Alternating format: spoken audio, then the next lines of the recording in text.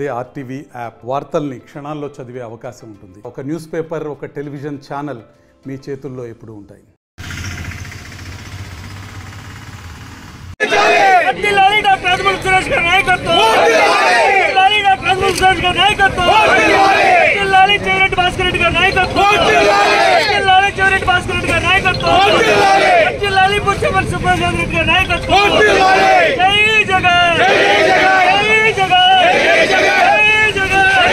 ఎన్నికల ముందు ఇచ్చినటువంటి హామీ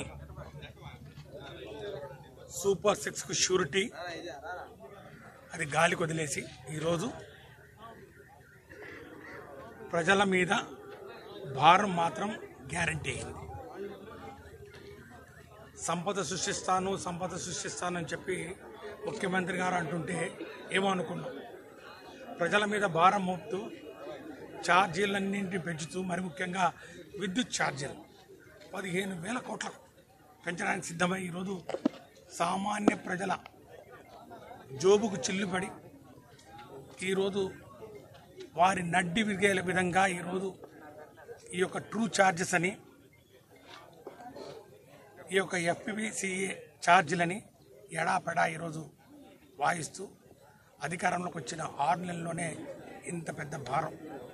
గతంలో కన్నా ప్రతి ఒక్క వినియోగదారుడికి కనీసం అంటే 30 నుంచి 35% అధికంగా భారం మోపే కార్యక్రమానికి ఈరోజు వారు సంసిద్ధులవుతున్నటువంటి పరిస్థితుల్లో రాష్ట్ర ప్రజానికమంతా కూడా ఆందోళనకు గురై అల్లల్లాడిపోతున్నటువంటి పరిస్థితుల్లో ఈరోజు వారు ఇచ్చినటువంటి షూరిటీలు గాలికి వదిలేశారు. బాధుడు గ్యారంటీగా ఈరోజు ముందుకు పోతున్నటువంటి నేపథ్యంలో వైఎస్ఆర్ కాంగ్రెస్ పార్టీ అధినేత జగన్మోహన్ రెడ్డి గారి పిలుపు మేరకు ఈరోజు ప్రజల పక్షాన నిలబడి పోరాటానికి ఈరోజు రంగం సిద్ధం చేశాం.